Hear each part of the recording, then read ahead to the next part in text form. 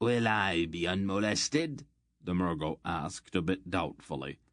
"Why don't you come alongside, and we'll discuss it," Barak suggested pleasantly. "You are denying me my rights to my own property," the Murgo complained. "Not at all," Barak told him. "Of course there might be a fine point of law involved here. This wharf is Drasnian territory, and slavery is not legal in Drasnia. Since that's the case, the man's not a slave anymore." "I'll get my men," the Murgo said. "We'll take a slave by force if we have to." "I think we'd have to look on that as an invasion of our own territory," Barak warned, with a great show of regret. "In the absence of our Drasnian cousins, we would almost be compelled to take steps to defend our wharf for them. What do you think, Mander Allen?" "Thy perceptions are most acute, my lord," Mander Allen replied. "By common usage, honorable men are morally obliged to defend the territory of kinsmen in their absence." "There," Barak said to the Murgo. "You see how it is. My friend here is an errand, so he is totally neutral in this matter. I think we'd have to accept his interpretation of the affair." Graldic's sailors had begun to climb the rigging by now, and they clung to the ropes like great, evil-looking apes, fingering their weapons and grinning at the Murgo. "There is yet another way," the Murgo said ominously. Geryon could feel a force beginning to build, and a faint sound seemed to echo inside his mind. He drew himself up, putting his hands on the wooden rail in front of him. He felt a terrible weakness, but he steeled himself and tried to gather his strength. "That's enough of that," Aunt Paul said crisply, coming up on deck with Dernick and Senedra behind her. "We were merely having a little legal discussion," Barak said innocently. "I know what you were doing," she snapped. Her eyes were angry. She looked coldly across the intervening stretch of the river at the Murgo. "You had better leave." "I have something to retrieve first," the man in the boat called back. "I would forget about it." "We will see," he said. He straightened and began muttering as if to himself, his hands moving rapidly in a series of intricate gestures. Geryon felt something pushing at him almost like a wind, though the air was completely still. "Oh, be sure you get it right," Aunt Paul advised quietly. "If you forget even the tiniest part of it, it will explode in your face." The man in the boat froze, and a faintly worried frown crossed his face. The secret wind that had been pushing at Geryon stopped. The man began again, his fingers weaving in the air, and his face fixed with concentration. "You do it like this, Grollum," Aunt Paul said. She moved her hand slightly, and Geryon felt a sudden rush, as if the wind pushing at him had turned and begun to blow the other way. The Grollum threw his hands up and reeled back, stumbling and falling into the bottom of his boat. As if he had been given a heavy push, the boat surged backward several yards. The Grollum, half raised, his eyes wide and his face deathly pale. "Return to your master, dog," Aunt Paul said scathingly. "Tell him to beat you for not learning your lessons properly." The Grollum spoke quickly to the Nissans at the oars, and they immediately turned the boat and rowed back toward the slave ship. "We had a nice little fight brewing there, Polgara. Why did you have to spoil it?" Barak complained. "Grow up," she ordered bluntly. Then she turned on Geryon, her eyes blazing and the white lock at her brow like a streak of fire. "You idiot! You refuse any kind of instruction, and then you burst out like a raging bull. Have you the slightest conception of what an uproar translocation causes? You have alerted every Grollum in Stithis to the fact that we are here." "He was dying," Geryon protested, gesturing helplessly at the slave lying on the wharf. "I had to do something. He was dead as soon as he hit the water. Look at him." The slave had stiffened into an arched posture of mortal agony, his head twisted back and his mouth was agape. He was obviously dead. "What happened to him?" Garion asked, feeling suddenly sick. The leeches are poisonous.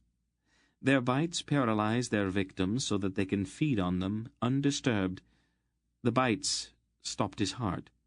You exposed us to the Grolums for the sake of a dead man. Well, he wasn't dead when I did it, Garion shouted at her. He was screaming for help. He was angrier than he had ever been in his life. He was beyond help.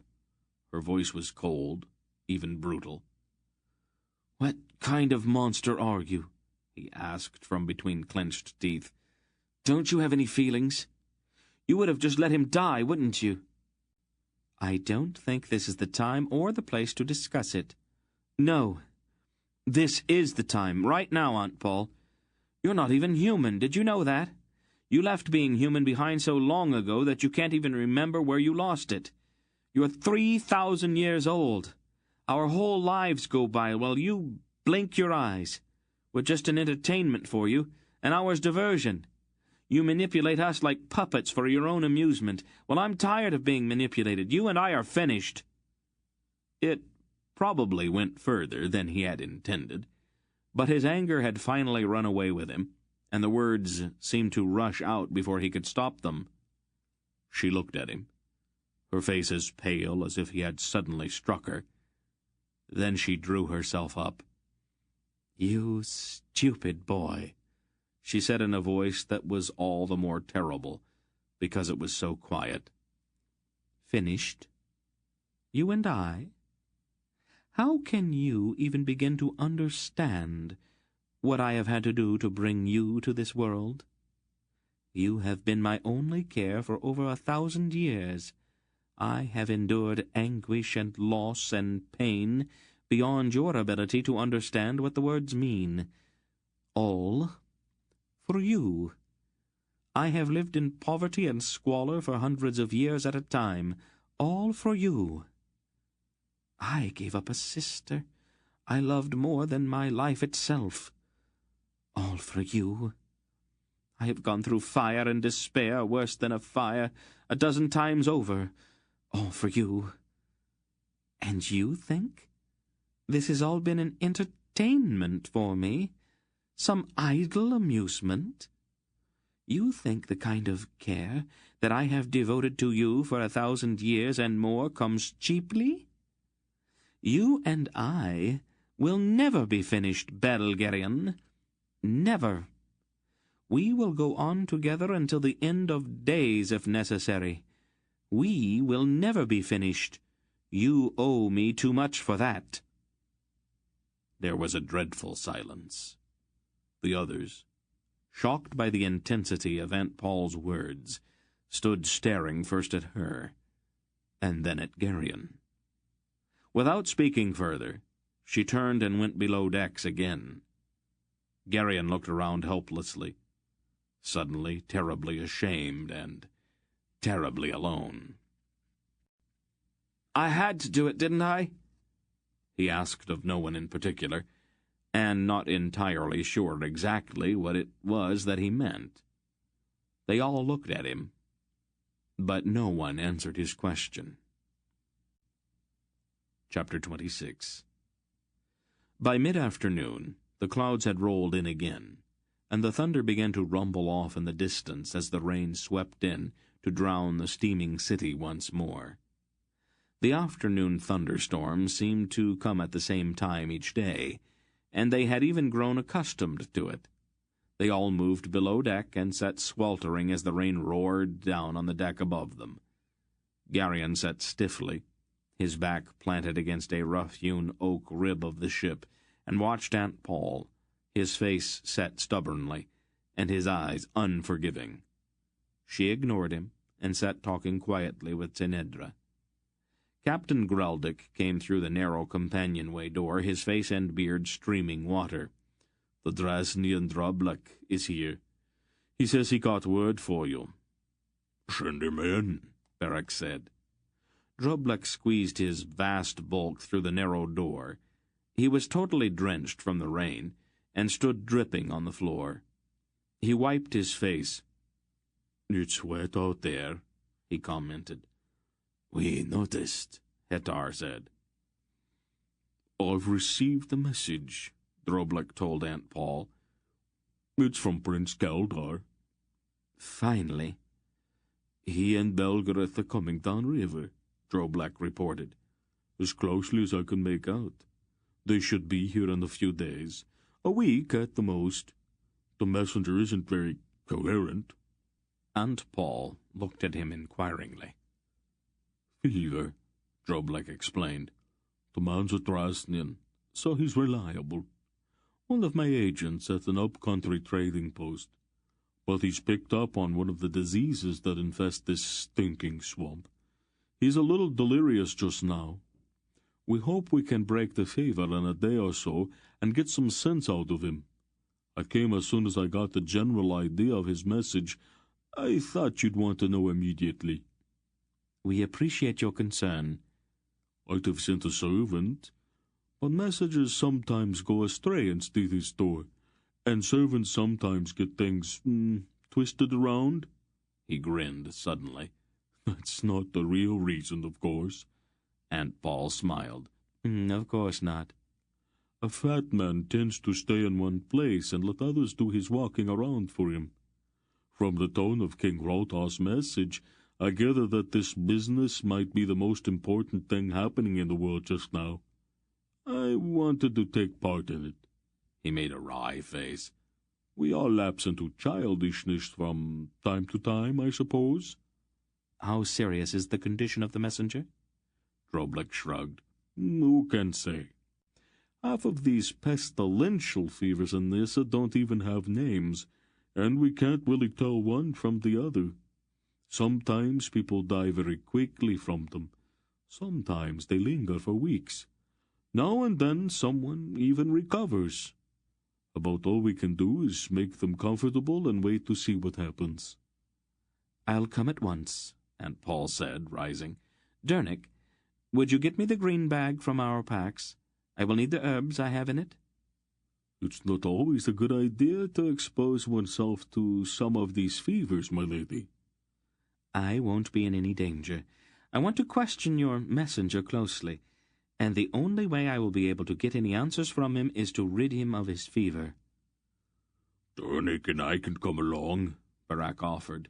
She looked at him. It doesn't hurt to be on the safe side, the big man said, belting on his sword. If you wish. She put on her cloak and turned up the hood. This may take most of the night, she told Greldick. There are Grollems about, so have your sailors stay alert. Put a few of the more sober ones on watch. Sober, my lady? Greldick asked innocently.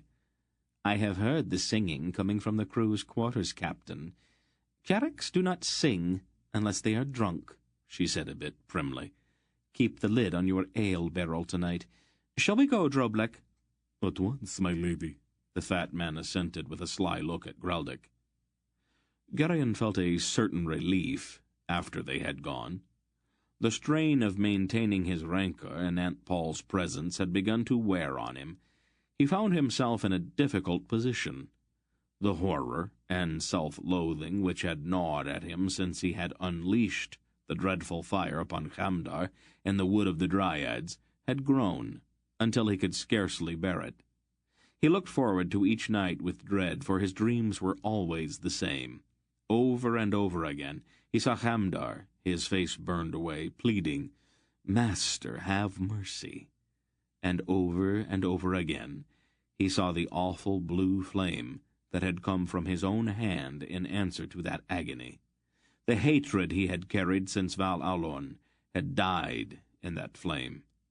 His revenge had been so absolute that there was no possible way he could evade or shift the responsibility for it.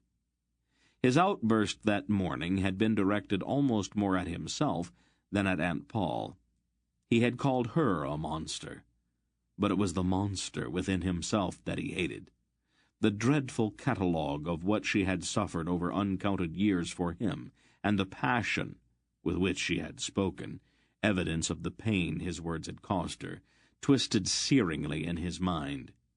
He was ashamed, so ashamed that he could not even bear to look into the faces of his friends. He sat alone and vacant-eyed, with Aunt Paul's words thundering over and over in his mind. The rain slackened on the deck above them as the storm passed.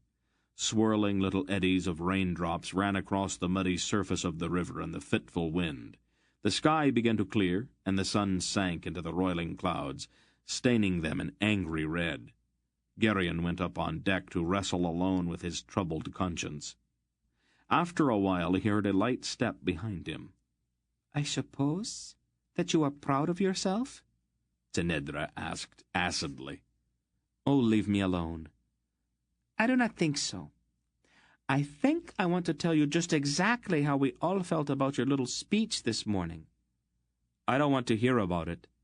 "That's too bad. I'm going to tell you anyway." "I won't listen." "Oh, yes, you will." She took him by the arm and turned him around. Her eyes were blazing and her tiny face filled with a huge anger. "What you did was absolutely inexcusable. Your aunt raised you from a baby. She has been a mother to you." "My mother is dead." "The Lady Belgariad is the only mother you ever knew. And what did you give her for thanks? You called her a monster. You accused her of not caring." "I'm not listening to you," Geryon said, knowing that it was childish, even infantile. He put his hands over his ears. The Princess Tinedra always seemed to bring out the worst in him. "Move your hands," she commanded in a ringing voice. "You are going to hear me, even if I have to scream." Geryon, afraid that she meant it, took his hands away. "She carried you when you were a baby," Tinedra went on, seeming to know exactly where the sorest spot on Geryon's wounded conscience lay. "She watched your every step, your first step. She fed you. She watched over you. She held you when you were afraid or hurt. Does that sound like a monster? She watches you all the time. Did you know that? If you even so much as stumble, she almost reaches out to catch you. I've seen her cover you when you were asleep. Does that sound like someone who does not care?" "You're talking about something you don't understand. Please, just leave me alone." "Please," she repeated mockingly. "What a strange time for you to remember your manners. I didn't hear you saying please this morning. I didn't hear a single please. I didn't hear any thank you either. Do you know what you are, Geryon? You are a spoiled child, that's what you are." That did it. To have this pampered, willful little princess call him a spoiled child was more than Geryon could bear. Infuriated, he began to shout at her. Most of what he said was wildly incoherent, but the shouting made him feel better. They started with accusations, but the argument soon degenerated into name-calling. Tinedra was screeching like a Kamar fishwife, and Geryon's voice cracked and warbled between a manly baritone and a boyish tenor. They shook their fingers in each other's faces and shouted. Tinedra stamped her feet, and Geryon waved his arms. All in all, it was a splendid little fight. Geryon felt much better when it was over.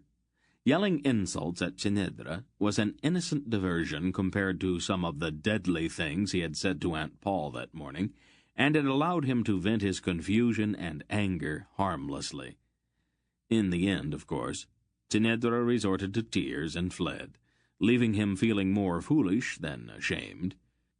He fumed a bit, muttering a few choice insults he had not had the opportunity to deliver, and then he sighed and leaned pensively on the rail to watch night settling over the dank city. Though he would not have cared to admit it, even to himself, he was grateful to the princess. Their descent into absurdity had cleared his head. Quite clearly now he saw that he owed Aunt Paul an apology. He had lashed out at her out of his own sense of deep-seated guilt, trying somehow to shift the blame to her. Quite obviously there was no way to evade his own responsibility. Having accepted that, he seemed for some reason to feel better. It grew darker. The tropical night was heavy, and the smell of rotting vegetation and stagnant water rolled in and out of the trackless swamps. A vicious little insect crawled down inside his tunic and began to bite him somewhere between his shoulders where he could not reach it. There was absolutely no warning, no sound or lurch of the ship or any hint of danger. His arms were seized from behind, and a wet cloth was pressed firmly over his mouth and nose. He tried to struggle, but the hands holding him were very strong. He tried to twist his head to get his face clear enough to shout for help. The cloth smelled strange, cloying, sickeningly sweet, thick somehow. He began to feel dizzy, and his struggles grew weaker. He made one last effort before the dizziness overcame him, and he sank down into unconsciousness. Chapter 27. They were in a long hallway of some sort. Geryon could see the flagstone floor quite clearly. 3 men were carrying him face down, and his head bobbed and swung on his neck uncomfortably. His mouth was dry, and the thick, sweet smell that had impregnated the cloth they had crushed to his face lingered. He raised his head, trying to look around. "He's awake," the man holding one of his arms said. "Oh, finally," one of the others muttered. "You held the cloth to his face too long, Ethis." "I know what I'm doing," the first one said. "Put him down." "Can you stand?" Isis asked Geryon. His shaved head was stubbled, and he had a long scar running from his forehead to his chin, directly through the puckered vacancy of an empty eye socket. His belted robe was stained and spotted. "Get up," Isis ordered in a hissing kind of voice. He nudged Geryon with his foot. Geryon struggled to rise. His knees were shaky, and he put his hand on the wall to steady himself. The stones were damp and covered with a kind of mold. "Bring him," Isis told the others. They took Geryon's arms and half-dragged, half-carried him down the damp passageway behind the one-eyed man. When they came out of the corridor, they were in a vaulted area that seemed not so much like a room, but rather a large roofed place. Huge pillars, covered with carvings, supported the soaring ceiling, and small oil lamps hung on long chains from above, or sat on little stone shelves on the pillars. There was a confused sense of movement, as groups of men in varicolored robes drifted from place to place in a kind of languorous stupor. "You," Isis snapped at a plump young man with dreamy eyes. "Tell Tzadi, the chief eunuch, that we have the boy." "Tell him yourself," the young man said in a piping voice. "I don't take orders from your kind, Isis." Isis slapped the plump young man sharply across the face. "You hit me," the plump one wailed, putting his hand to his mouth. "You made my lip bleed, see?" He held out his hand to show the blood. "If you don't do what I tell you to do, I'll cut your fat throat," Isis told him in a flat voice. "I'm going to tell Sadie what you did." "Go ahead, and as long as you're there, tell him that we've got the boy the Queen wanted." The plump young man scurried away. "Eunuchs," one of the men holding Geryon's arm spat. "They have their uses," the other said with a coarse laugh. "Bring the boy," Isis ordered. "Sadie does not like to be kept waiting." They pulled Geryon across the lighted area. A group of wretched-looking men with unkempt hair and beards sat chained together on the floor. "Water," one of them croaked. "Please." He stretched out an imploring hand. Isis stopped to stare at the slave in amazement. "Why does this one still have its tongue?" he demanded of the guard who stood over the slaves. The guard shrugged. "We haven't had time to attend to that yet." "Take time," Isis told him. "If one of the priests hears it talk, he'll have you questioned. You wouldn't like that. I'm not afraid of the priests, the guard said, but he looked nervously over his shoulder. Be afraid, Isis advised him. And what are these animals? They're no good to anyone dead. He started to lead the men holding Geryon through a shadowy area between two pillars, then stopped again. Get out of my way, he said to something lying in the shadows. Grudgingly, the thing began to move. With revulsion, Geryon realized that it was a large snake. Get over there with the others, Isis told the snake. He pointed toward a dimly lighted corner where a large mass seemed to be undulating, moving with a kind of sluggish seething. Faintly, Geryon could hear the dry hiss of scales rubbing together. The snake, which had barred their way, flicked a nervous tongue at Isis, then slithered toward the dim corner. Someday you're going to get bitten, Isis, one of the men warned. They don't like being ordered around. Isis shrugged indifferently and moved on. Zadie wants to talk to you, the plump young eunuch said spitefully to Isis as they approached a large polished door. I told him that you hit me. Maas is with him. Good, Isis said. He pushed the door open. Zadie, he called sharply.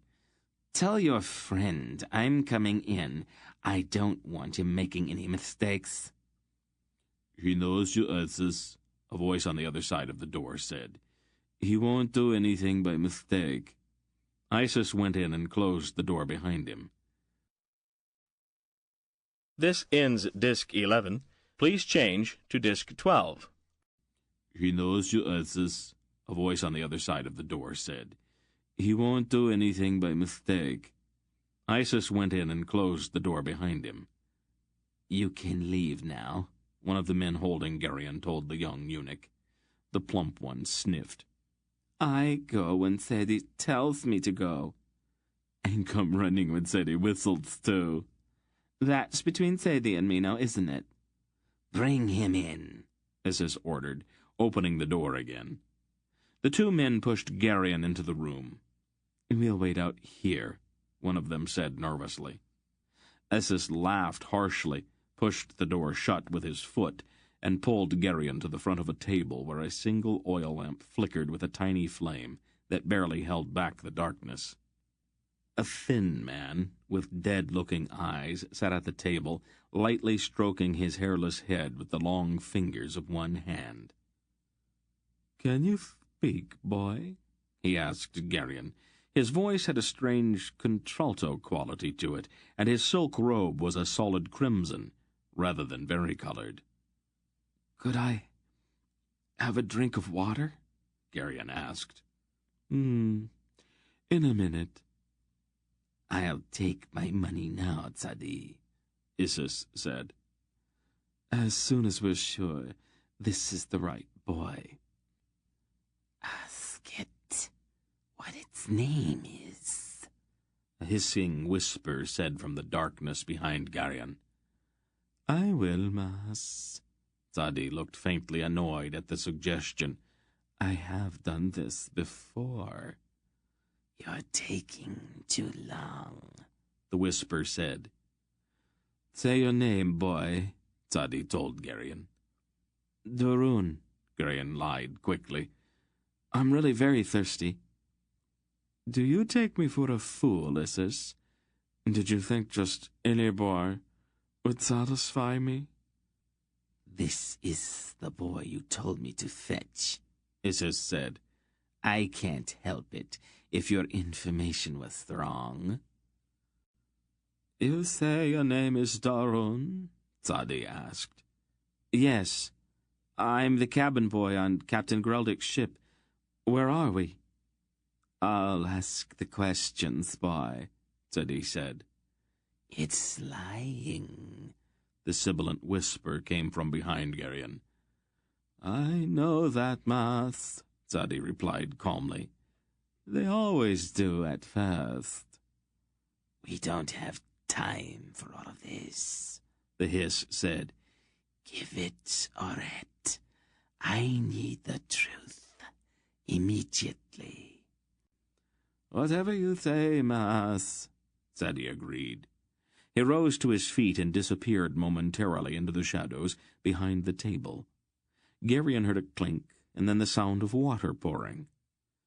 Remember that this was your idea, Mas. If she becomes angry about it, I don't want to be the one she blames. She'll understand, Sadie. Yeah, boy, Sadie offered, coming back into the light and holding out a brown earthenware cup. No, thank you. I guess I'm not really thirsty after all. You might as well drink it, boy. If you don't, Isis will hold you, and I'll pour it down your throat. It isn't going to hurt you. Drink, the hissing voice commanded. Better do as they say, Isis advised. Helplessly, Garion took the cup. The water had a strangely bitter taste and seemed to burn his tongue. Much better, Sadie said, resuming his seat behind the table. Now, you say your name is Darun. Yes. Where are you from, Darun? Sandaria. Where exactly in Sandaria? Near Dareen on the north coast. What are you doing on a Kerek ship? Captain Greldick's a friend of my father, Garion said. For some reason, he suddenly wanted to explain further. My father wanted me to learn about ships. He says that being a sailor is better than being a farmer. Captain Greldick agreed to teach me what I'd need to know to be a sailor. He says I'll be good at it because I didn't even get seasick, and I'm not afraid to climb up the ropes that hold the sails in place, and I'm almost strong enough to pull an oar already, and— What did you say your name was, boy? Garion. Darun. Yes, Darun. And how old are you, Garion? 15 last Aristide. Aunt Paul says that people who are born on Aristide are very lucky, only I haven't noticed that I'm luckier than— And who is Aunt Paul? She's my aunt. We used to live on Faldor's farm, but Mr. Wolf came and we— Do people call her something besides Aunt Paul? King Folrak called her Polgara.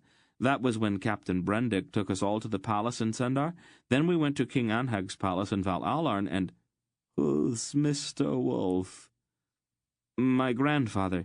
They call him Belgarath. I didn't used to believe it, but I guess it has to be true, because one time he— And why did you all leave Faldor's farm? I don't know why at first, but then I found out that it was because Zadar stole the orb of Aldur off the pommel of the sword of the Riven King, and we've got to get it back before Zadar can take it to Torak and wake him up and— This is the boy we want, the hissing voice whispered. Garion turned slowly. The room seemed brighter now, as if the tiny flame were putting out more light. In the corner, rearing out of its own coils and with a strangely flattened neck and glowing eyes, was a very large snake. We can take it to Salmisra now, the snake hissed. It lowered itself to the floor and crawled across to Garion. He felt its cold, dry nose touch his leg, and then, though a hidden part of his mind shrieked, he stood unresisting, as the scaly body slowly mounted his leg and coiled upward until the snake's head reared beside his face, and its flickering tongue touched it. Be very good, boy, the snake hissed in his ear. Very, very good. The reptile was heavy, and its coils thick and cold. This way, boy, Sadie told Garion, rising to his feet. I want my money, Isis demanded. Oh, Sadie said almost contemptuously. That. It's in the pouch there, on the table. And then he turned and led Garion from the room. Garion, the dry voice that had always been in his mind spoke quietly to him. I want you to listen carefully. Don't say anything or let anything show on your face. Just listen to me." Who are you?" Geryon asked silently, struggling with the fog in his brain. "You know me," the dry voice told him. "Now, listen. They have given you something that makes you do what they want you to do. Don't fight against it. Just relax. Don't fight it." "But I said things I shouldn't have. That doesn't matter now. Just do as I say. If anything happens, and it starts to get dangerous, don't fight. I'll take care of it. But I can't do it if you're struggling. You have to relax, so that I can do what has to be done. If you suddenly find yourself doing things or saying things you don't understand, don't be afraid and don't try to fight. It won't be them. It will be me." Comforted by this silent reassurance, Geryon walked obediently beside Sadi the eunuch, while the coils of the snake, Ma'as, lay heavily about his chest and shoulders, and the bluntly pointed reptilian head rested almost nuzzlingly against his cheek. They entered a large room where the walls were heavily draped and crystal oil lamps hung glittering on silver chains. An enormous stone statue, its upper third lost in the shadows high above, raised its mass titanically at one end of the room, and directly in front of the statue was a low stone platform, carpeted and strewn with cushions. Upon the platform stood a heavy divan that was not quite a chair and not quite a couch. There was a woman on the divan. Her hair was raven black, cascading in loose coils down her back and across her shoulders. About her head was an intricately wrought golden crown, sparkling with jewels. Her gown was white and spun of the filmiest gauze. It did not in any way conceal her body, but rather seemed to be worn only to provide a material to which her jewels and adornments could be attached. Beneath the gauze her skin was almost chalky white, and her face was extraordinarily beautiful. Her eyes were pale, even colorless. A large gold-framed mirror stood on a pedestal at one side of the divan, and the woman lounged at ease, admiring herself in the glass. 24 shaven-headed eunuchs in crimson robes knelt in a cluster to one side of the dais, resting on their haunches and gazing at the woman, and the statue behind her with worshipful adoration. Among the cushions at the side of the divan lolled an indolent, pampered-looking young man, whose head was not shaved. His hair was elaborately curled, his cheeks were rouged, and his eyes were fantastically made up. He wore only the briefest of loincloths, and his expression was bored and sulky. The woman absently ran the fingers of one hand through his curls as she watched herself in the mirror. "The Queen has visitors," one of the kneeling eunuchs announced in a sing-song voice. "Ah," the others chanted in unison. "Visitors." "Hail, eternal Salmistra," Sadi the eunuch said, prostrating himself before the dais and the pale-eyed woman. "What is it, Sadi?" she demanded. Her voice was vibrant and had a strange, dark timbre. "The boy, my queen," Sadi announced, his face still pressed to the floor. "On your knees before the serpent queen," the snake hissed in Geryon's ear. The coils tightened about Geryon's body, and he fell to his knees in their sudden, crushing grip. "Come here, Ma'as," Salmisra said to the snake. "The queen summons the beloved serpent," the eunuch intoned. "Ah," said the others.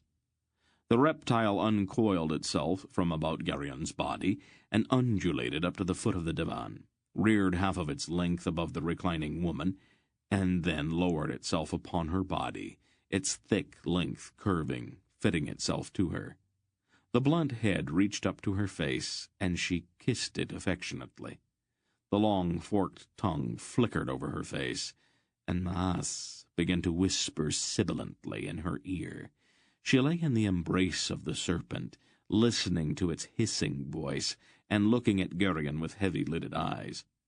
Then, Pushing the reptile aside, the queen rose to her feet and stood over Geryon.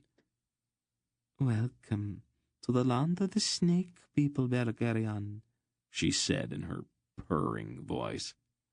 The name, which he had heard only from Aunt Paul before, sent a strange shock through Geryon, and he tried to shake the fog from his head. "Not yet," the dry voice in his mind warned him. Salmithra stepped down from the dais, her body moving with a sinuous grace beneath her transparent gown. She took one of Geryon's arms and drew him gently to his feet. Then she touched his face lingeringly. Her hand seemed very cold. "A pretty young man," she breathed, almost as if to herself. "So young, so warm." Her look seemed somehow hungry. A strange confusion seemed to fill Geryon's mind. The bitter drink Thadi had given him still lay on his consciousness like a blanket. Beneath it he felt at once afraid and yet strangely attracted to the queen. Her chalky skin and dead eyes were repellent, yet there was a kind of lush invitation about her, an overripe promise of unspeakable delights. Unconsciously, he took a step backward. "Don't be afraid, my Belgariad," she purred at him. "I won't hurt you. Not unless you want me to.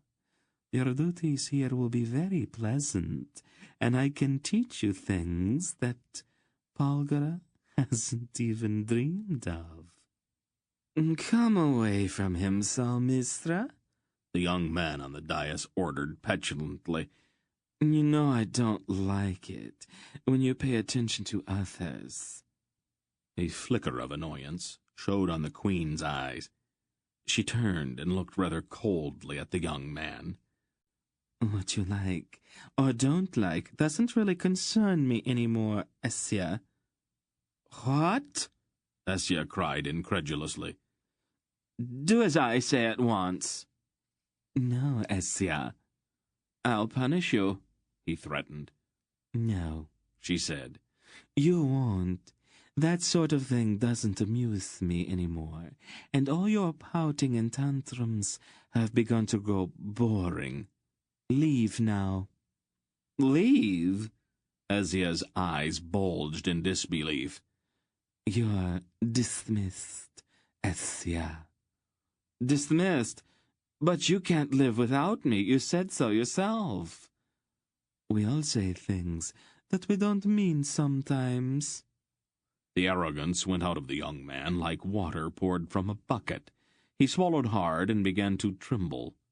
"When do you want me to come back?" he whined. "I don't, Essia." "Never?" "Never. Now go and stop making a scene." "What's to become of me?" he cried. He began to weep, the makeup around his eyes running in grotesque streaks down his face. "Don't be so tiresome, Essia. Pick up your belongings and leave, now. I have a new consort." She stepped back up on the dais. "The queen has a chosen consort," the eunuch intoned. "Ah," the others chanted. "Hail the consort of eternal Salmithra, most fortunate of men." The sobbing young man grabbed up a pink robe and an ornately carved jewel box. He stumbled down from the dais. "You did this," he accused Geryon. "It's all your fault." Suddenly, out of the folds of the robe draped over his arm, he pulled a small dagger. "I'll fix you," he screamed, raising the dagger to strike. There was no thought this time, no gathering of will. The surge of force came without warning, pushing Essia away, driving him back. He slashed futilely at the air with his little knife, then the surge was gone. Essia lunged forward again, his eyes insane and his dagger raised. The surge came again, stronger this time. The young man was spun away. He fell, and his dagger clattered across the floor. Salmithra, her eyes ablaze, pointed at the prostrate Essia and snapped her fingers twice. So fast that it seemed almost like an arrow loosed from a bow, A small green snake shot from beneath the divan, its mouth agape and its hiss a kind of snarl. It struck once, hitting Essia on the leg, then slithered quickly to one side and watched with dead eyes. Essia gasped and turned white with horror. He tried to rise, but his legs and arms suddenly sprawled out from under him on the polished stones. He gave one strangled cry, and then the convulsions began. His heels pattered rapidly on the floor, and his arms flailed wildly. His eyes turned vacant and staring, and a green froth shot like a fountain from his mouth. His body arched back, every muscle writhing beneath his skin, and his head began to pound on the floor. He gave one thrashing, convulsive leap, his entire body bounding up from the floor. When he came down, he was dead. Salmisra watched him die, her pale eyes expressionless, incurious, with no hint of anger or regret. "Justice is done," the eunuch announced. "Swift is the justice of the Queen of the Serpent People," the others replied. Chapter 28. There were other things they made him drink, some bitter, some sickeningly sweet, and his mind seemed to sink deeper with each cup he raised to his lips. His eyes began to play strange tricks on him. It seemed somehow that the world had suddenly been drowned, and that all of this was taking place under water. The walls wavered, and the figures of the kneeling eunuchs seemed to sway and undulate like seaweed in the endless wash and eddy of tide and current. The lamps sparkled like jewels, casting out brilliant colors in slow-falling showers. Garion slumped, all bemused, on the dais near Salmisra's divan, her eyes filled with light and his head washed clean of all thought. There was no sense of time, no desire, no will. He briefly and rather vaguely remembered his friends, but the knowledge that he would never see them again brought only a brief passing regret, a temporary melancholy that was rather pleasant. He even shed one crystal tear over his loss, but the tear landed on his wrist and sparkled with such an unearthly beauty that he lost himself utterly in contemplating it. "How did he do it?" the Queen's voice said somewhere behind him. Her voice was so beautifully musical that the sound of it pierced Garion's very soul. "It has power," Maas replied, his serpent voice thrilling Garion's nerves, vibrating them like the strings of a lute. "Its power is untried, undirected, but it is very strong. Beware of this one, beloved Salmisra. It can destroy quite by accident." "I will control him," she said. "Perhaps," the snake replied. "Sorcery requires will," Salmisra pointed out. "I will take his away from him. Your blood is cold, Maas, and you have never felt the fires that fill the veins with the taste of Oret or Atal or Caldis. Your passions are also cold, and you cannot know how much the body can be used to enslave the will. I'll put his mind to sleep and then smother his will with love." "Love, Salmisra?" the snake asked, sounding faintly amused. "The term serves us well as any other," she replied. "Call it appetite if you wish." "That I can understand," Maas agreed. "but don't underestimate this one, or overestimate your own power. It does not have an ordinary mind. There's something strange about it that I cannot quite penetrate." "We shall see," she said. "Sadi," she called the eunuch. "Yes, my queen." Take the boy. Have him bathed and perfumed. He smells of boats and tar and salt water. I do not like such alien smells. At once, eternal Salmistra. Geryon was led away to a place where there was warm water. His clothes were taken from him, and he was immersed and soaped and immersed again. Fragrant oils were rubbed into his skin, and a brief loincloth was tied about his waist. Then he was taken quite firmly by the chin, and rouge was applied to his cheeks. It was during this process that he realized that the person painting his face was a woman. Slowly, almost incuriously, he let his eyes move around the bath chamber. He realized then that except for Tzadi, everyone there was female. It seemed that something about that should bother him, something having to do with appearing naked in the presence of women, but he could not exactly remember what it was.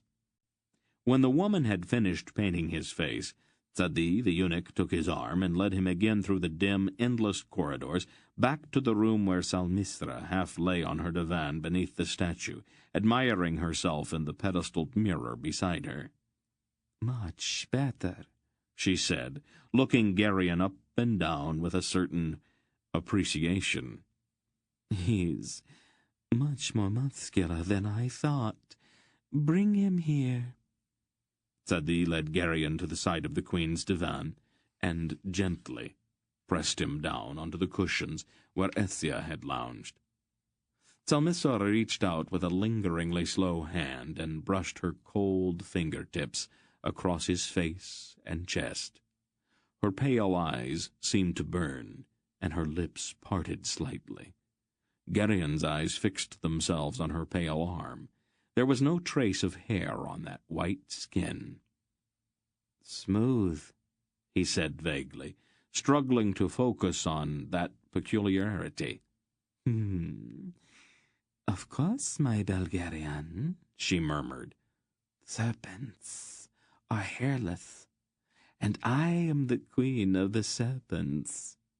Slowly, puzzled, he raised his eyes to the lustrous black tresses tumbling down across one of her white shoulders. Only this, she said, touching the curls with a sensuous kind of vanity. How? It's a secret, she laughed. Someday, perhaps, I'll show you. Would you like that? I suppose so. Tell me, Belgariad, do you think I'm beautiful? I think so. How old would you say I am? She spread her arms so that he could see her body through the filmy gauze of her gown.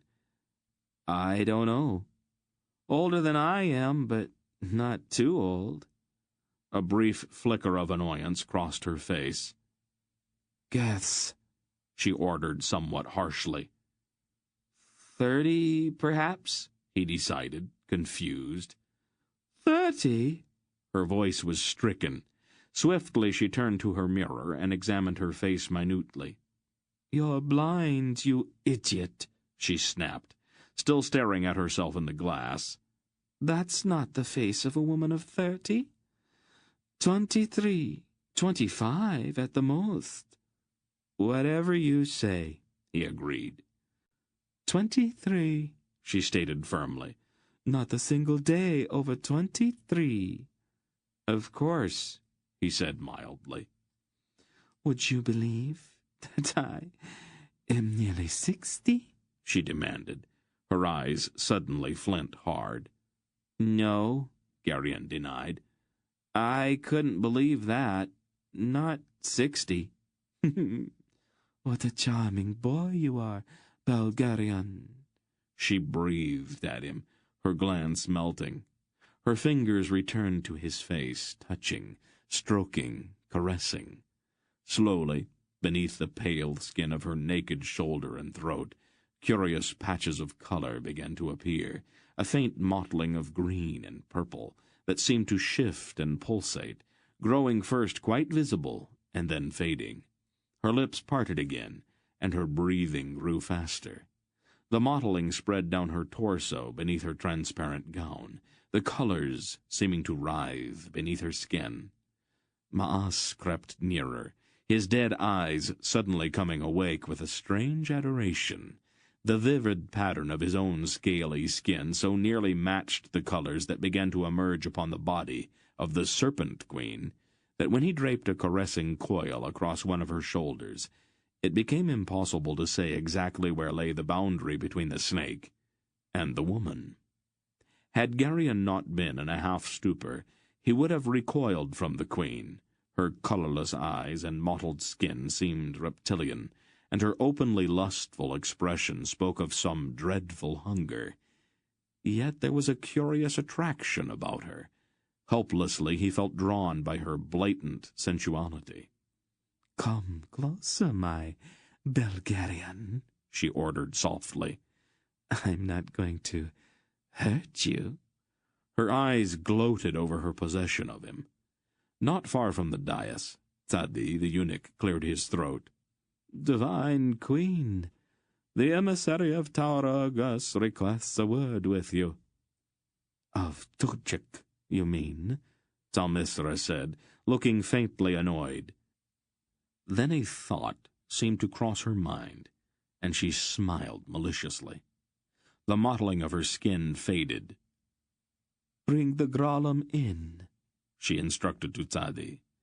Tzadi bowed and withdrew to return a moment later with a scar-faced man in the garb of a Murgo. "Give welcome to the emissary of Tar Urgas," the eunuch chanted. "Welcome," the chorus replied. "Carefully now," the dry voice in his mind said to Geryon. "That's the one we saw at the harbor." Geryon looked more carefully at the Murgo and realized that it was true. "Hail, eternal Salmisra," the Grolem said perfunctorily, bowing first to the queen and then to the statue behind her. "Taur Urgas, king of Thalmurgos, sends greetings to the spirit of Itha and his handmaiden."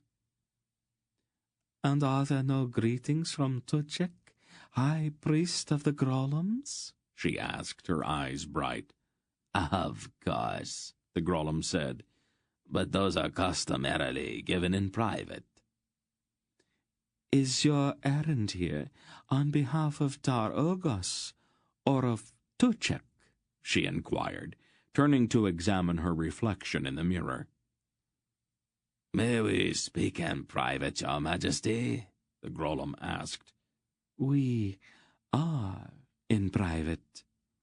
"But—" he looked around at the kneeling eunuchs in the room. "My body servants, and the Isen Queen is never left alone. You should know that by now." "And that one?"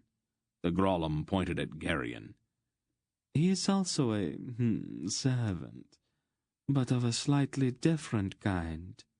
The Grolem shrugged. "Whatever you wish. I salute you in the name of Tuchek, high priest of the Grolems and disciple of Tarak."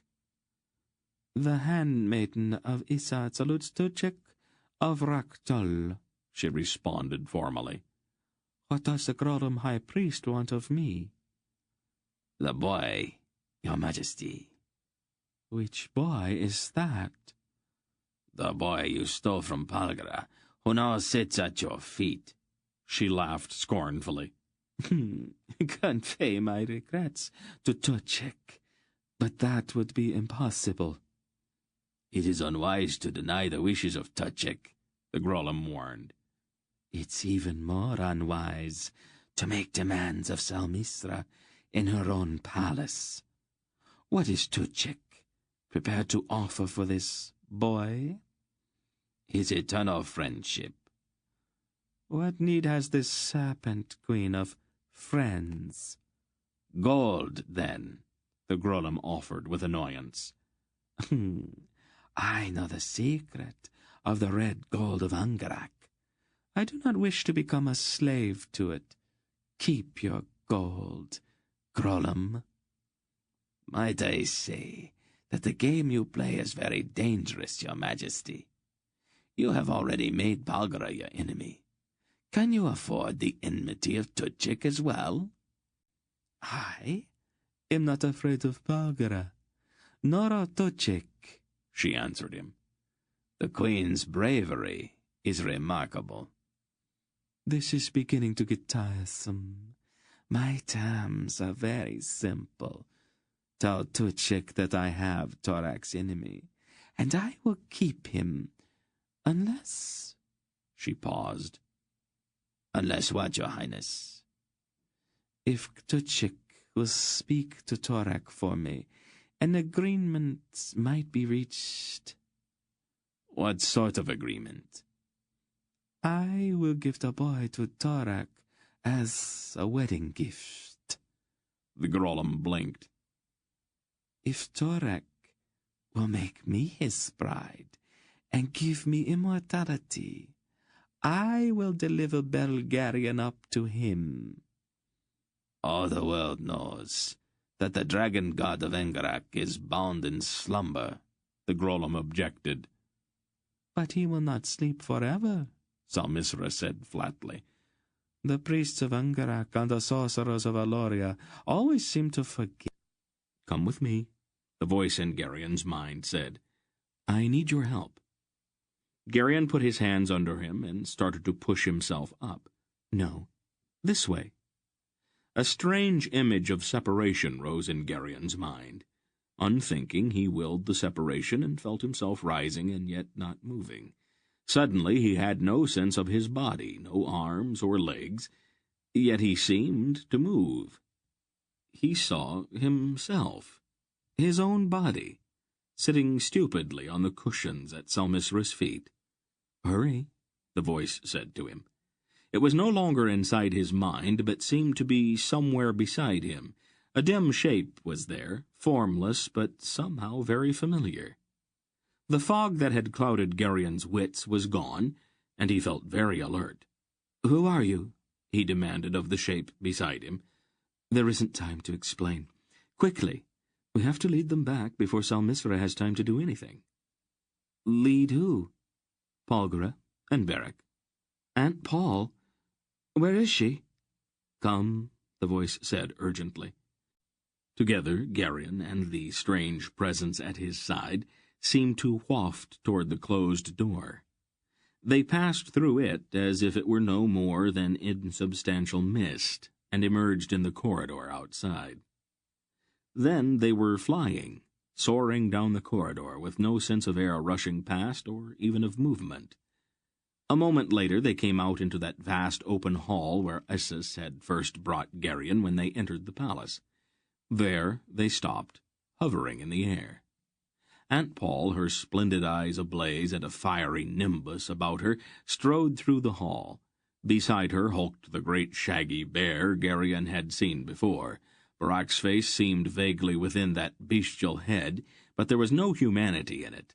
The beast's eyes were afire with raging madness, and its mouth gaped horribly. Desperate guards tried to push the bear back with long pikes, but the beast swiped the pikes away and fell upon the guards. Its vast embrace crushed them, and its flailing claws ripped them open. The trail behind Aunt Paul and the bear was littered with maimed bodies and quivering chunks of flesh. The snakes which had lain in the corners were seething across the floor, but as they came into contact with the flaming light which surrounded Aunt Paul, they died, even as Maas had died. Methodically, Aunt Paul was blasting down doors with word and gesture. A thick wall barred her way, and she brushed it into rubble, as if it had been made of cobwebs. Barac raged through the dim hall, roaring insanely, destroying everything in his path. A shrieking eunuch tried desperately to climb one of the pillars. The great beast reared up and hooked his claws into the man's back and pulled him down. The shrieks ended abruptly, in a spurt of brains and blood, when the massive jaws closed with a sickening crunch on the eunuch's head. "Polgara!" the presence beside Gerion shouted soundlessly. "This way!" Aunt Paul turned quickly. "Follow us," the presence said. "Hurry!" Then Geryon and that other part of himself were flying back down the corridor toward Salmisra and the semi-conscious body they had recently vacated. Behind them came Aunt Paul and the ravening Barak. Geryon and his strange companion passed again through the heavy closed door. Salmisra, her naked body mottled now with rage rather than lust beneath her transparent gown, stood over the vacant-eyed form on the cushions. "Answer me," she was shouting. "Answer me." "When we get back," the shapeless presence said, "let me handle things. We have to buy some time." And then they were back. Geryon felt his body shudder briefly, and he was looking out through his own eyes again. The fog, which had benumbed him before, came rushing back. "What?" his lips said, though he had not consciously formed the word. "I said, this is your doing." "Is what my doing?" The voice coming from his lips sounded like his, but there was a subtle difference. "All of it. The darkness, the attack on my palace." "I don't think so. How could I? I'm only a boy." "Don't lie to me, Belgariad. I know who you are. I know what you are. It has to be you. Belgariad himself could not blot out the sun. I warn you, Belgariad. What you have drunk today is death. Even now the poison in your veins is killing you." "Why did you do that to me?" "To keep you. You must have more, or you will die. You must drink what only I can give you, and you must drink every day of your life. You are mine, Belgariad, mine." Despairing shrieks came from just outside the door. The Serpent Queen looked up, startled, then she turned to the huge statue behind her, bowed down in a strange ceremonial way, and began to weave her hands through the air in a series of intricate gestures. She started to pronounce an involved formula in a language Geryon had never heard before, a language filled with guttural hissings and strange cadences. The heavy door exploded inward, blasted into splinters, and Aunt Paul stood in the shattered doorway, her white lock ablaze, and her eyes dreadful. The great bear at her side roared, his teeth dripping blood, and with tatters of flesh still hanging from his claws. "I have warned you, Salmisra," Aunt Paul spoke in a deadly voice. "Stop where you are, Belgariad," the Queen ordered. She did not turn around, and her fingers continued their sinuous weaving in the air. "The boy is dying. Nothing can save him if you attack me." Aunt Paul stopped. "What have you done?" "Look at him," Salmisra said. "He has drunk Athal and Galdis. Even now there are fires in his veins. He will need more very soon." Her hands still moved in the air, and her face was fixed in extreme concentration. Her lips began moving again in that guttural hissing. "Is it true?" Aunt Paul's voice echoed in Geryon's mind. "It seems to be," the dry voice replied. "They made him drink things, and he seems different now." Aunt Paul's eyes widened. "Who are you?" "I've always been here, Belgariad. Didn't you know that?" "Did Geryon know?" "He knows that I'm here. He doesn't know what it means." "We can talk about that later," she decided. "Watch very closely. This is what you have to do." A confused blur of images welled up in Geryon's mind. "Do you understand?" "Of course. I'll show him how." "Can't you do it?" "No, Belgariad. The power is his," the dry voice said, "not mine. Don't worry. He and I understand each other." Geryon felt strangely alone as the two voices spoke together in his mind. "Geryon," the dry voice spoke quietly, "I want you to think about your blood." "My blood?" We're going to change it for a moment." "Why?" "To burn away the poison they gave you. Now concentrate on your blood." Geryon did. "You want it to be like this." An image of yellow came into Geryon's mind. "Do you understand?" "Yes." "Do it then. Now." Geryon put his fingertips to his chest and willed his blood to change. He suddenly felt as if he were on fire. His heart began to pound, and a heavy sweat burst out all over his body. "A moment longer," the voice said. Geryon was dying. His altered blood seared through his veins, and he began to tremble violently.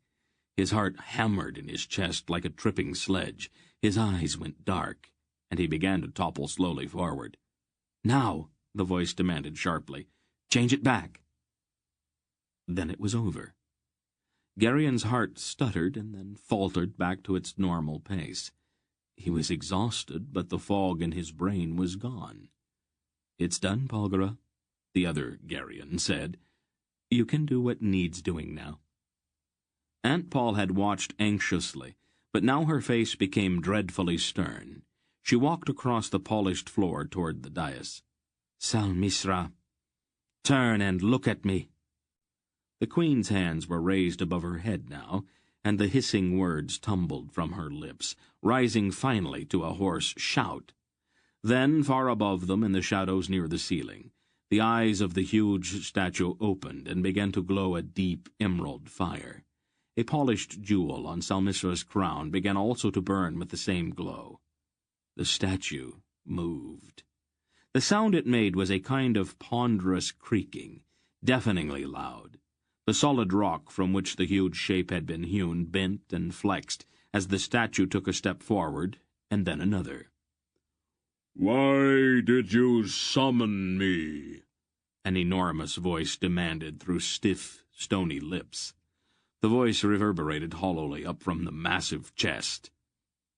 "Defend thine hand, maiden great Issa," Salmisra cried, turning to look triumphantly at Aunt Paul. "This evil sorceress hath invaded thy domain to slay me. Her wicked power is so great that none may withstand her. I am thy promised bride, and I place myself under thy protection." "Who is this who defiles my temple?" the statue demanded in a vast roar. "Who dares to raise her hand against my chosen and beloved?" The emerald eyes flashed in dreadful wrath. Aunt Paul stood alone in the center of the polished floor, with the vast statue looming above her. Her face was unafraid. "You go too far, Salmisra. This is forbidden." The Serpent Queen laughed scornfully. "Forbidden? What does your forbidding mean to me? Flee now, or face the wrath of divine Issa. Contend, if you will, with a god." "If I must," Aunt Paul said. She straightened then and spoke in a single word. The roaring in Geryon's mind at that word was overwhelming. Then, suddenly, she began to grow. Foot by foot, she towered up, rising like a tree, expanding, growing gigantic before Geryon's stunned eyes. Within a moment, she faced the great stone god as an equal. "Polgara," the god's voice sounded puzzled. "Why have you done this?" "I come in fulfillment of the prophecy, Lord Issa," she said. "Thy handmaiden hath betrayed thee and thy brothers." "It cannot be so. She is my chosen one. Her face is the face of my beloved." "The face is the same," Aunt Paul said. But this is not the Salmisra, beloved of Isa. 100 Salmisras have served thee in this temple since thy beloved died. Died? The god said incredulously. She lies, Salmisra shrieked. I am thy beloved, O my lord. Let not her lies turn thee from me. Kill her. The prophecy approaches its day, Aunt Paul said. The boy, at Salmisra's feet, is its fruit. He must be returned to me, or the prophecy will fail. Is the day of the prophecy come so soon? The god asked. It is not soon, Lord Isa. It is late. Thy slumber hath encompassed eons. Lies! All lies! Salmisra cried desperately, clinging to the ankle of the huge stone god. I must test the truth of this, the god said slowly. I have slept long and deeply, and now the world comes upon me unaware. Destroy her, O my lord, Salmisra demanded. Her lies are an abomination, a desecration of thy holy presence. I will find the truth, Salmisra, Isa said. Geryon felt a brief, enormous touch upon his mind. Something had brushed him, something so vast that his imagination shuddered back from its immensity. Then the touch moved on. Ah! The sigh came from the floor. The dead snake Maas stirred. Ah! Let me sleep, it hissed. In but a moment, Isa said. What was your name? I was called Maas. I was counselor and companion to eternal Salmisra. Send me back, Lord. I cannot bear to live again. Is this my beloved Salmisra? Her successor, Maas sighed. Thy beloved priestess died thousands of years ago. Each new Salmisra is chosen because of her resemblance to thy beloved. Ah, Isa said with pain in his huge voice. And what was this woman's purpose in removing Belgariad from Polgara's care? She sought alliance with Torak. She thought to trade Belgariad to the Accursed One in exchange for the immortality his embrace would bestow upon her. His embrace? My priestess would submit to the foul embrace of my mad brother? Willingly, Lord, Maas said. It is her nature to seek the embrace of any man or god or beast who passes. A look of repugnance flickered across Isa's stony face. Has it always been so? Always, Lord. The potion which maintains her youth and semblance to thy beloved sets her veins afire with lust.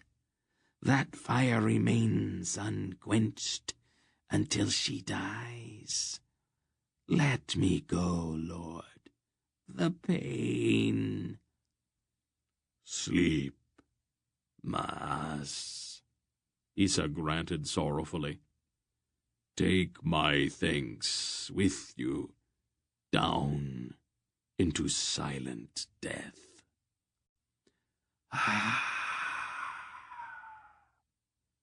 Mas sighed and sank down again. I, too, will return to slumber. I must not remain, lest my presence rouse Torak to that war which would unmake the world. The great statue stepped back to the spot where it had stood for thousands of years. The deafening creak and groan of flexing rock again filled the huge chamber. Deal with this woman as it pleases thee, Polgara, the stone god said. Only spare her life out of remembrance of my beloved. I will, Lord Issa, Aunt Paul said, bowing to the statue. And carry my love to my brother Aldur, the hollow voice said, fading away, even as it spoke. Sleep, Lord, Aunt Paul said. May thy slumber wash away thy grief. No, Salmisra wailed, but the green fire had already died in the statue's eyes, and the jewel on her crown flickered, then went dark.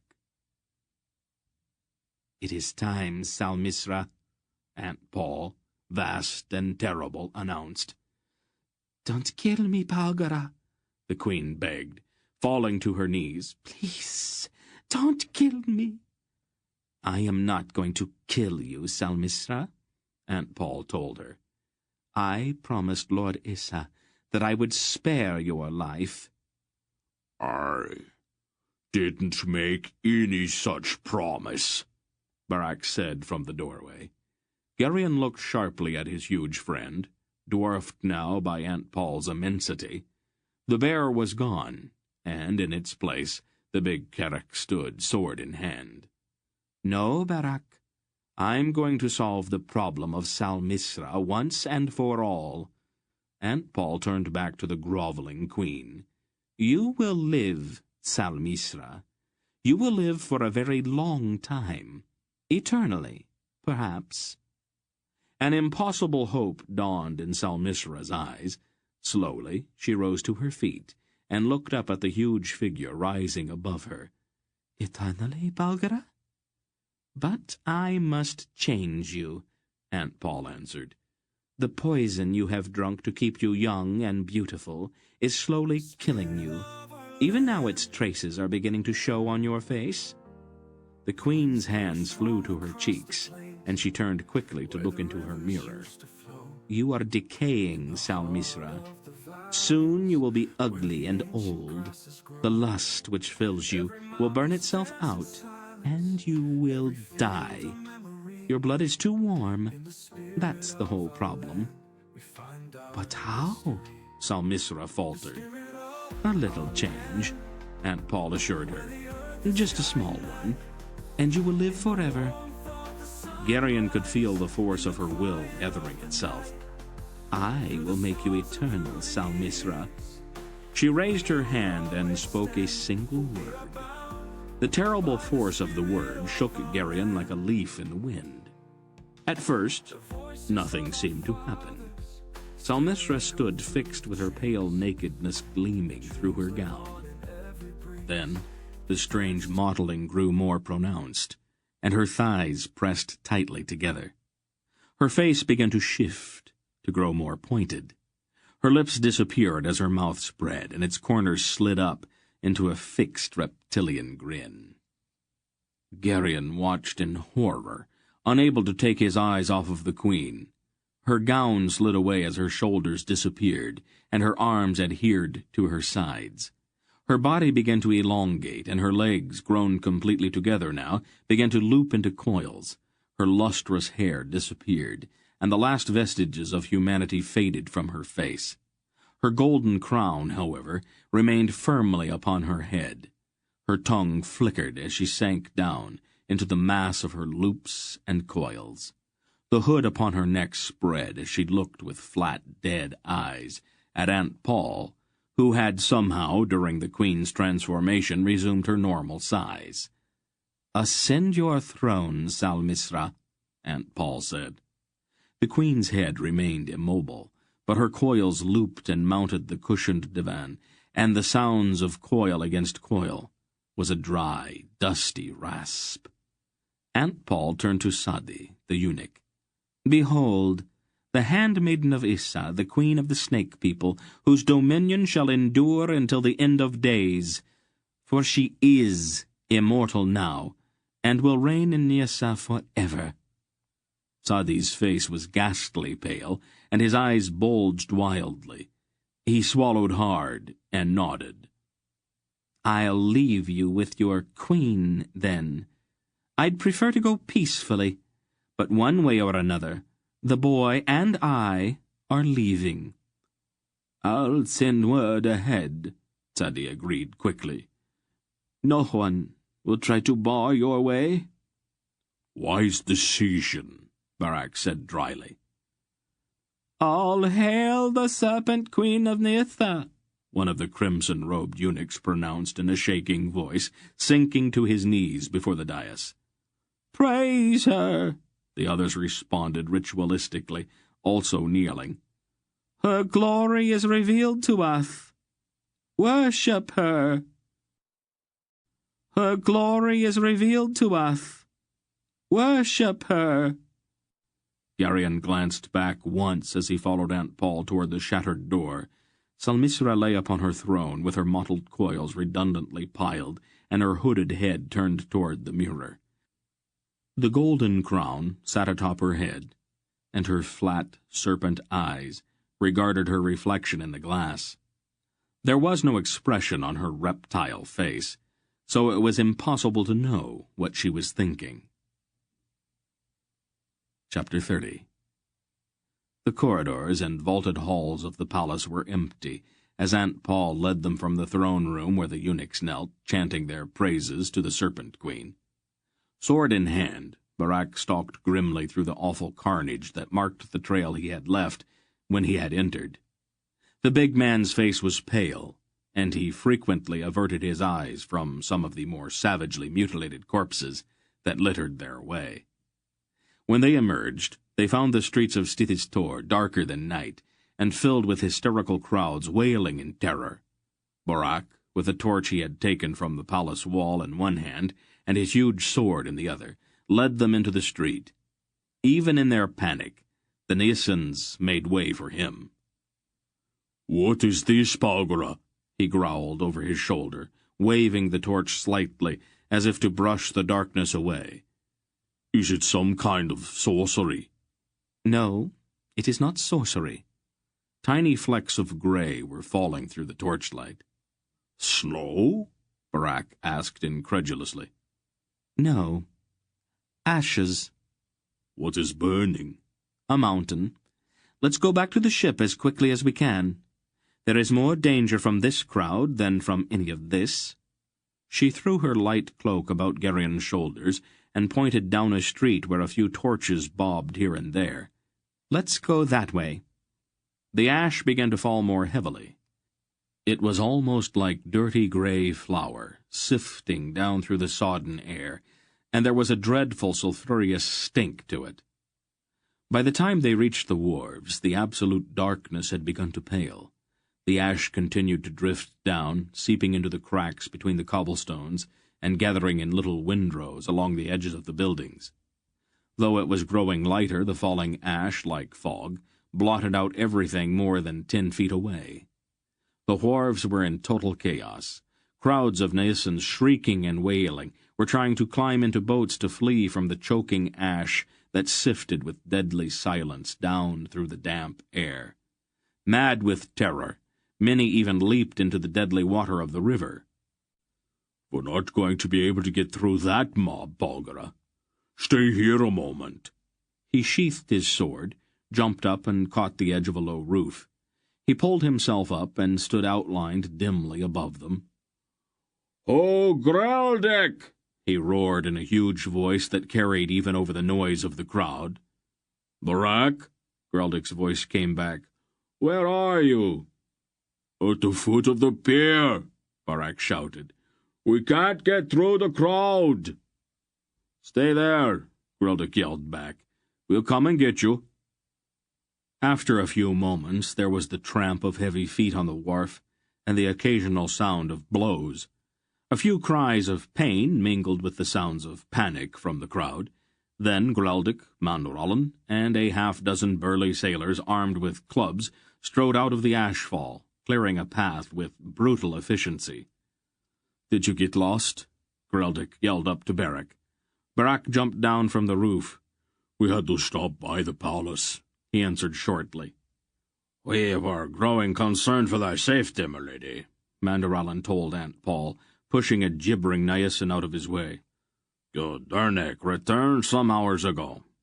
"We were delayed. Captain, can you get us on board your ship?" Greldick gave her an evil grin. "Let's go, then. As soon as we get on board, it might be a good idea to anchor out in the river a little way. This ash will settle after a while, but these people are going to be hysterical until it's done.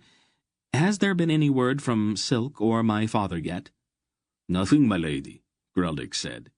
"What is he doing?" she demanded irritably of no one in particular. Mandorollen drew his broadsword and marched directly into the face of the crowd, neither slowing nor altering his course. The Nysans melted out of his path. The crowd, pressing at the edge of the wharf beside Greldick's ship, was even thicker, and Dernek, Hettar, and the rest of the sailors lined the rail with long boat-hooks, pushing the terror-stricken people away. "Run out the plank!" Greldick shouted as they reached the edge of the wharf.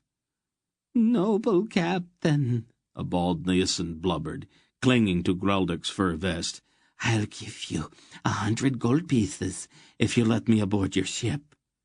Disgusted, Greldick pushed him away. 1,000 gold pieces, the Nyasin promised, clutching Greldick's arm and waving a purse. "Get this baboon off of me," Greldick ordered. One of the sailors rather casually clubbed the Nyasin into insensibility, then bent and yanked the purse from his grip. He opened the purse and poured the coins out into one hand. 3 pieces of silver," he said with disgust. "Oh, the rest is copper." He turned back and kicked the unconscious man in the stomach. They crossed to the ship, one by one, while Barak and Mandorollen held the crowd back with the threat of massive violence.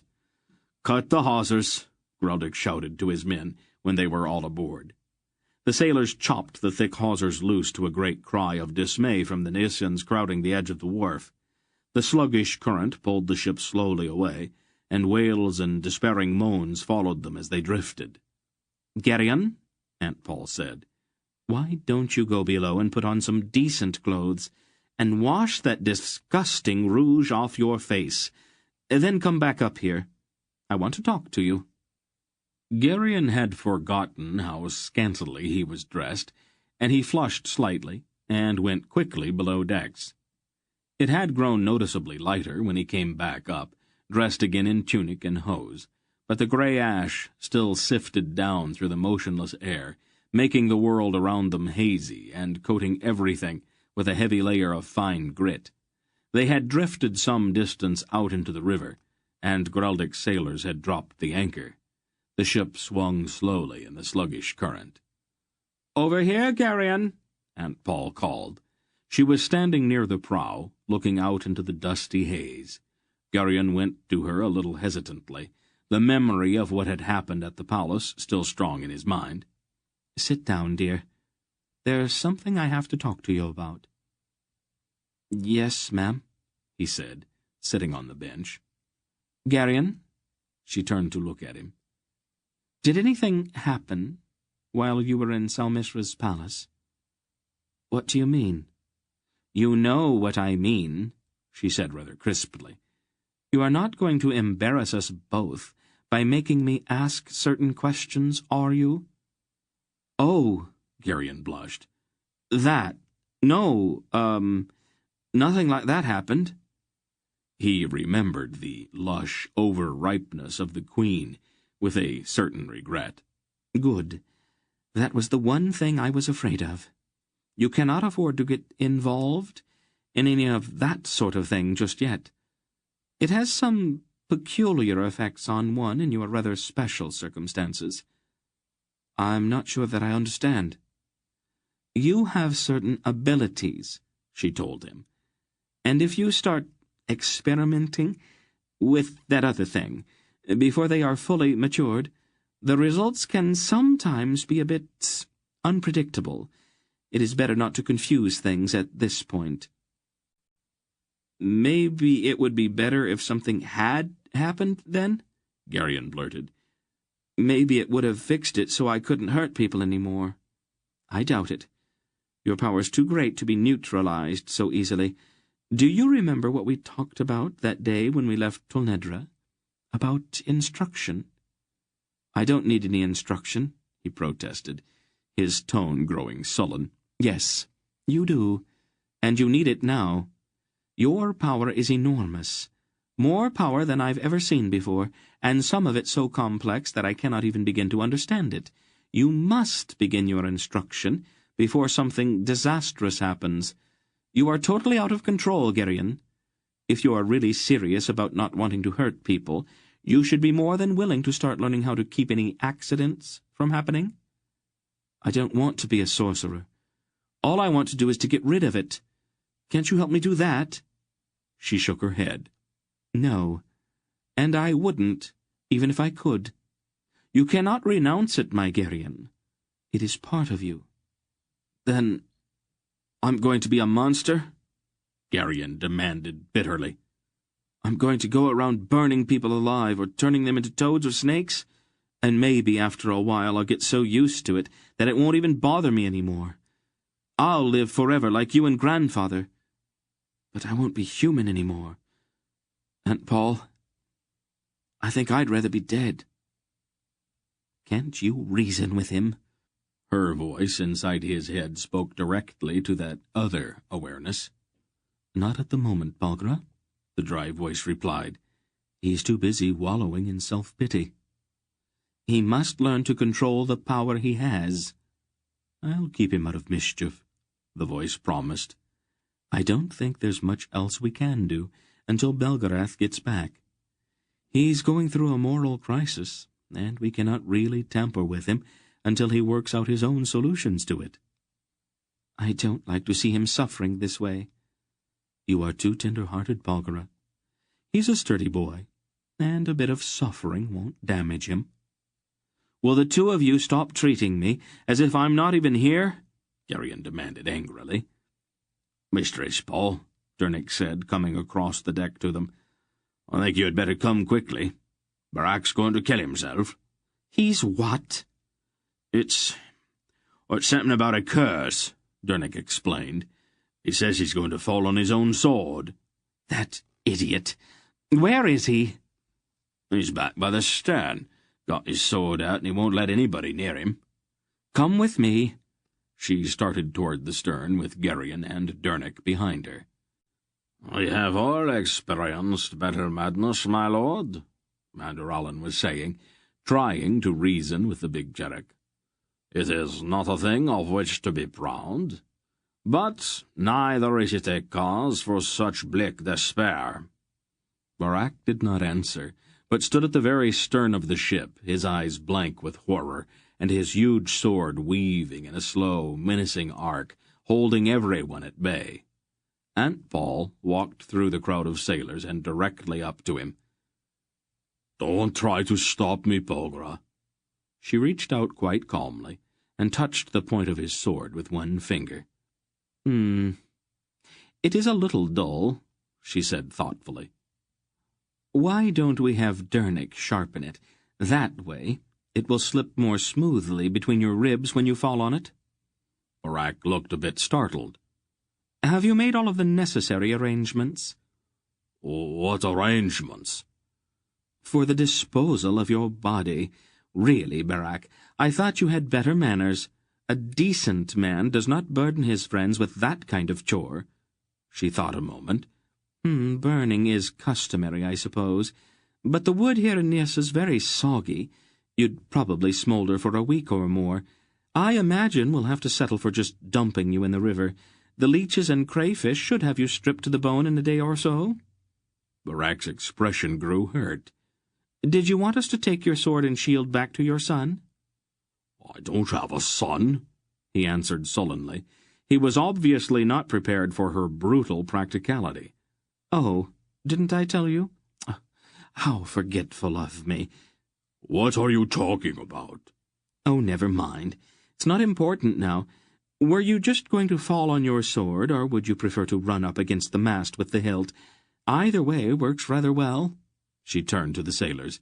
Would you clear a path so the Earl of Trelheim can get a good run at the mast? The sailors stared at her. What did you mean about a son? Barak asked, lowering his sword. It would only unsettle your mind, Barak. You'd probably make a mess of killing yourself if I told you about it. We'd really rather not have you lying around groaning for weeks on end. That sort of thing is so depressing, you know. I want to know what you are talking about. Oh, very well, she said with a great sigh. Your wife Meryl is with child. The result of certain courtesies you exchanged when we visited Val Aulorn, I imagine. She looks like a rising moon at the moment, and your lusty brat is making her life miserable with his kicking. A son? Barak said, his eyes suddenly very wide. Really, Barak, you must learn to pay attention. You'll never make anything of yourself if you keep blundering around with your ears closed like this. A son? He repeated, his sword sliding out of his fingers. Oh, now you've dropped it, she chided him. Pick it up immediately. Let's get on with this.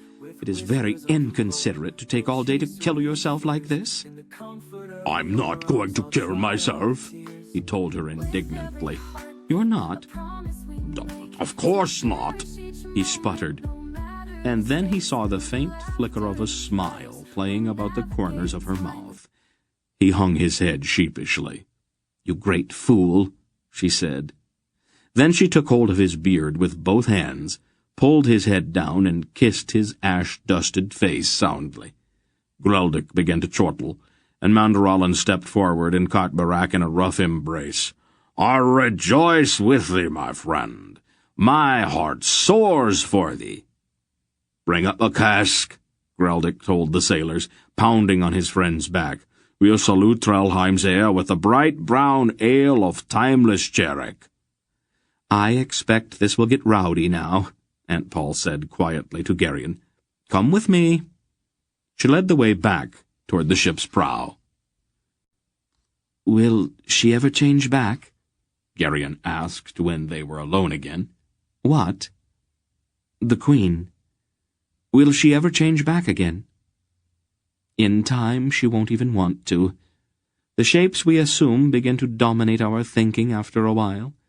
As the years go by, she'll become more and more a snake and less a woman. Geryon shuddered. It would have been kinder to have killed her. I promised Lord Issa that I would not. Was that really the god? His spirit, she replied, looking out into the hazy ashfall. Salmisra infused the statue with a spirit. For a time, at least, the statue was the god. Oh, it's all very complicated. She seemed a bit preoccupied. Where is he? She seemed suddenly irritated. Who? Father. He should have been here days ago. They stood together, looking out at the muddy river. Finally, she turned from the railing and brushed at the shoulders of her cloak with distaste. The ash puffed from under her fingers in tiny clouds. I'm going below, she told him, making a face. It is just too dirty up here. I thought you wanted to talk to me. I don't think you're ready to listen. It will wait. She stepped away and then stopped. Oh, Geryon. Yes. I would not drink any of that ale the sailors are swilling. After what they made you drink at the palace, it would probably make you sick. Oh, he agreed, a trifle regretfully. All right. It is up to you, of course, but I thought you ought to know. Then she turned again and went to the hatch and disappeared down the stairs. Gerion's emotions were turbulent. The entire day had been vastly eventful, and his mind was filled with a welter of confusing images. "Be quiet," the voice in his mind said. "What?" "I'm trying to hear something. Listen." "Listen to what?" "There. Can't you hear it?" Faintly, as if from a very long way off, Gerion seemed to hear a muffled thudding. "What is it?" The voice did not answer, but the amulet about his neck began to throb in time with the distant thudding. Behind him he heard a rush of tiny feet. "Gerion!" He turned just in time to be caught in Tinedra's embrace. "I was so worried about you. Where did you go?" "Some men came on board and grabbed me," he said, trying to untangle himself from her arms. "They took me to the palace." "Oh, how awful. Did you meet the Queen?" Gerion nodded, and then shuddered, remembering the hooded snake lying on the divan looking at itself in the mirror. "What is wrong?" the girl asked. "A lot of things happened. Some of them weren't very pleasant." Somewhere at the back of his awareness the thudding continued. "Do you mean they tortured you?" Tinedra asked, her eyes growing very wide. "No, nothing like that." "Well, what happened? Tell me." He knew that she would not leave him alone until he did, so he described what had happened as best as he could. The throbbing sound seemed to grow louder while he talked, and his right palm began to tingle. He rubbed at it absently. "How absolutely dreadful," Tinedra said, after he had finished. "Weren't you terrified?" "Not really," he told her, still scratching at his palm. "Most of the time the things they made me drink made my head so foggy I couldn't feel anything." "Did you really kill Ma'as? Just like that?" She snapped her tiny fingers. "Well, it wasn't exactly just like that," he tried to explain. "There was a little more to it." "I knew you were a sorcerer. I told you that you were that day at the pool, you remember?" "I don't want to be. I didn't ask to be." "I did not ask to be a princess either." "But that's not the same thing. Being a king or a princess is what one is. Being a sorcerer has to do with what one does." "I really don't see that much difference," she objected stubbornly. "I can make things happen. Awful things, usually." "So?" she said maddeningly. "I can make awful things happen, too. Or at least I could back in Tolhanath. One word from me could have sent a servant to the whipping post, or to the headsman's block. I didn't do it, of course, but I could have. Power is power, Gerion. The results are the same. You don't have to hurt people if you don't want to." "It just happens sometimes. It's not that I want to do it." The throbbing had become a nagging thing, almost like a dull headache. "Well, then you have to learn to control it." "And now you sound like Aunt Paul." "She is trying to help you. She keeps trying to get you to do what you're going to have to do eventually anyway. How many more people are you going to have to burn up before you finally accept what she says?" "You didn't have to say that." Gerion was stung deeply by her words. "Yes," she told him. "I think I did. You are lucky I'm not your aunt. I wouldn't put up with your foolishness the way Lady Belgariad does." "But you don't understand," Gerion muttered sullenly. "I understand much better than you think, Gerion. You know what your problem is? You don't want to grow up. You want to keep on being a boy forever. You can't, though. Nobody can. No matter how much power you have. Whether you are an emperor or a sorcerer, you cannot stop the years from going by. I realized that a long time ago, but then I'm probably much smarter than you are." Then, without any word of explanation, she raised up on her toes and kissed him lightly full on the lips. Geryon blushed and lowered his head in embarrassment. "Tell me," Tinedra said, toying with the sleeve of his tunic. "Was Queen Salmishra as beautiful as they say?" "She was the most beautiful woman I've ever seen in my life," Geryon answered without thinking. The princess caught her breath sharply. "I hate you," she cried from between clenched teeth. Then she turned and ran sobbing in search of Aunt Paul. Geryon stared after her in perplexity. He turned then to stare moodily out at the river and the drifting ash. The tingling in his palm was becoming intolerable, and he scratched at it, digging it with his fingernails. "You'll just make it sore," the voice in his mind said. "It itches. I can't stand it." "Stop being a baby." "But what's causing it?" "Do you mean to say you really don't know?" "You've got further to go than I thought. Put your right hand on the amulet." "Why?" "Just do it, Geryon." Geryon reached inside his tunic and put his burning palm on his medallion. As a key fitting into the lock for which it was made, the contact between his hand and the throbbing amulet seemed somehow enormously right. The tingling became that now familiar surge, and the throbbing began to echo hollowly in his ears. "Not too much," the voice warned him. "You're not trying to dry up the river, you know." "What's happening? What is all of this?" "Belgariad's trying to find us." "Grandfather? Where?" "Be patient." The throbbing seemed to grow louder, until Geryon's entire body quivered with each thudding beat. He stared out over the rail, trying to see through the haze. The settling ash, so light that it coated the muddy surface of the river, made everything more than 20 paces away indistinct. It was impossible to see the city, and the wails and cries from the hidden streets seemed somehow muffled. Only the slow wash of the current against the hull seemed clear. Then, a long way out on the river, something moved. It was not very large, and seemed to be little more than a dark shadow, ghosting silently with the current.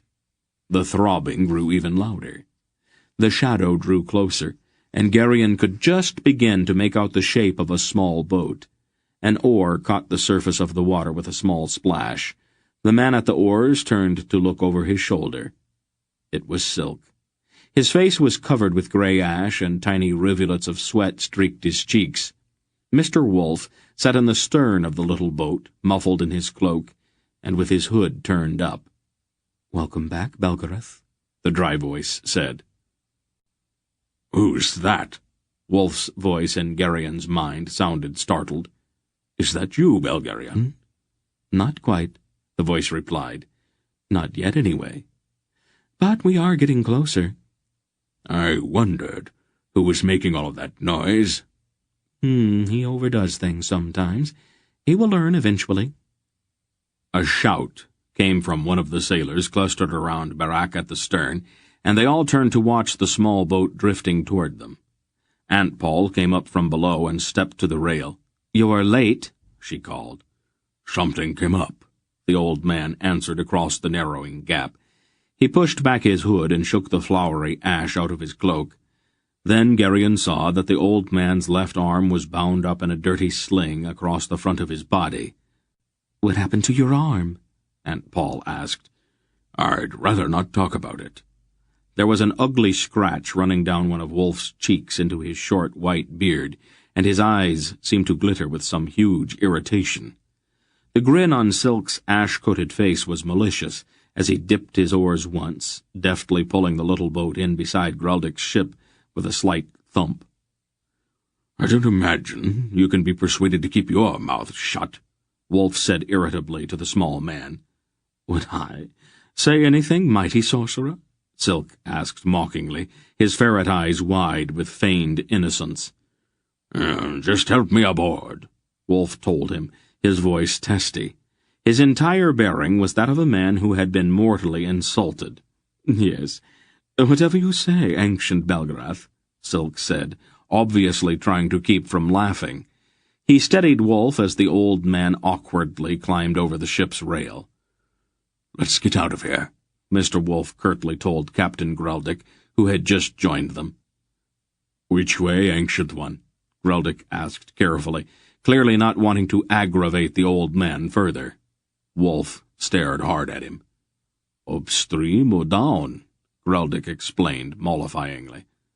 "Upstream, of course," Wolf snapped. "How was I supposed to know?" Greldick appealed to Aunt Paul. Then he turned and crossly began barking orders to his sailors. Aunt Paul's expression was a peculiar mixture of relief and curiosity. "I'm sure your story's going to be absolutely fascinating, Father," she said, as the sailors began raising the heavy anchors. "I simply can't wait to hear it." "I can do without the sarcasm, Paul. I've had a very bad day. Try not to make it any worse." That last was finally too much for Silk. The little man, in the act of climbing across the rail, suddenly collapsed in a helpless glee. He tumbled forward to the deck, howling with laughter. Mr. Wolf glared at his laughing companion with a profoundly affronted expression as Greldick's sailors ran out their oars and began turning the ship in the sluggish current. "What happened to your arm, Father?" Aunt Paul's gaze was penetrating, and her tone said quite clearly that she did not intend to be put off any longer. "I broke it," Wolf told her flatly. "How did you manage that?" "It was just a stupid accident, Paul. Those things happen sometimes." "Let me see it." "In a minute." He scowled at Silk, who was still laughing. "Will you stop that? Go tell the sailors where we are going."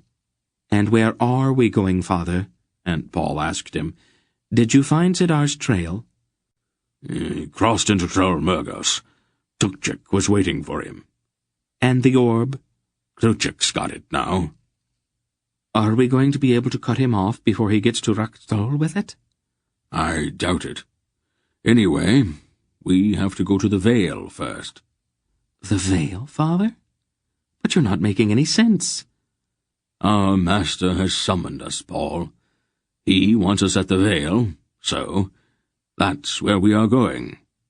"What about the orb?" "Tukchik's got it. And I know where to find Tukchik.